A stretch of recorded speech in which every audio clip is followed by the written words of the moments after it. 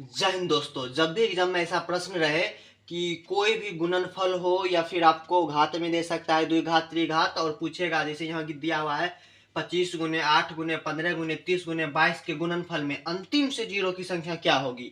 तो सर्वप्रथम मैं आपको बता दूं कि जीरो आपको कब प्राप्त होगा। आप 2 को 2 से प्राप्त कीजिएगा, 4 या फिर 3 को 3 से, या फिर 3 को 4 से, 8 को 3 से, 4 को 5 से, मत सॉरी, आप 3 को 3 से या फिर 6 को 3 से, 7 को 3 से, 7 को 4 से आपको जीरो प्राप्त हो ही नहीं सकता है। आपको जीरो प्राप्त उसी शर्त में होगा जब आप 5 और 2 को गुणा करते हैं, तब आपको जीरो प्राप्त होगा। या आप 5 या किसी सम संख्या को गुणा करते हैं। आपके मन में प्रश्न आता होगा कि सर 5 और 4 को गुणा करते हैं फिर भी तो जीरो आ रहा है, 5 गुने 4 बराबर 20, जीरो तो आ गया। तो हाँ, जीरो की प्राप्ति होती है, यानी 5 के बाद यदि कोई सम संख्या हो तभी जीरो की प्राप्ति हो सकती है। और आप प्रश्न को सॉल्व करने में देखेंगे कि यदि 5 और 2 ये दो संख्या जब गुणनफल होता है, क्योंकि मैं इसका 2 को 2 गुना 2 लिख सकता हूं, तो एक्चुअल में 5 गुना 2 ही हुआ है।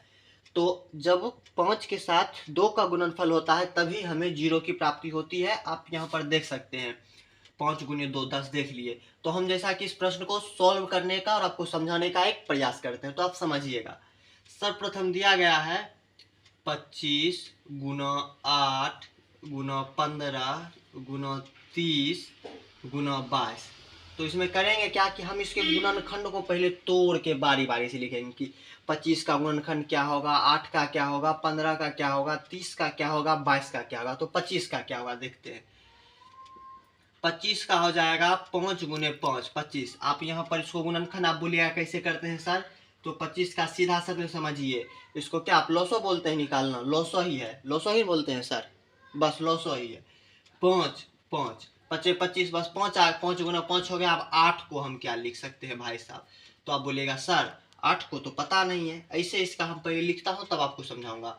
2 गुने 2 दूना 4 दूना 8। आप बोलिएगा ऐसे कैसे लिख दिए, तो ऐसे हम ऐसे लिख दिए। देखिए 8 का किए, 8 सबसे पहले 2 से लगाएंगे, तो 2 से लगाएंगे 2 चौके 8, 2 एकम 2 दूना 4, यानी 2 दूना 4 दूना 8, 2 3 हो गया। समझ गए, बस ऐसे ही करना है, गुणनखंड ऐसे ही लिखना है। 15 का आएगा तो 15 का क्या हो जाएगा 3 गुना 5। फिर 30 पे आएंगे तो 30 का क्या आ जाएगा 2 गुना 3 गुना 5, 2 3 6 25 30। और 22 में आ जाएंगे तो 2 गुना 11। मैंने आपको बताया था कि जब अंतिम से शून्य की संख्या बोला जाए, प्रश्न कैसा भी हो, तो उसमें आप देखेंगे 2 और 5। सर्वप्रथम देख लेते हैं 2 कितना है, तो 2 इसमें है 1 2 3 4 5, 5 2 है, तो 2 की पावर 5 लिख दिए। अब फिर देखेंगे 5 कितना है, तो 5 1 2 3 4, यानी 4 ही 5 है। कितने 5 है, 4 5 है।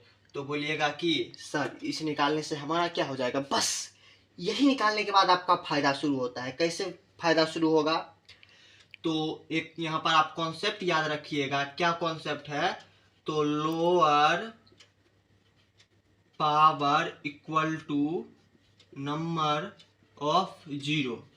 आपको दिखाई दे रहा है, अगर जो दिखाई नहीं दे रहा तो मैं इधर भी लिख देता हूँ। यहाँ पर देखिएगा दिखाए क्या होता है, lower power equal to number of zero, यानी जिसका कम पावर रहेगा, जैसे 2 या 5 में जिसका भी कम पावर रहेगा, नंबर ऑफ जीरो की संख्या वही हो जाएगी।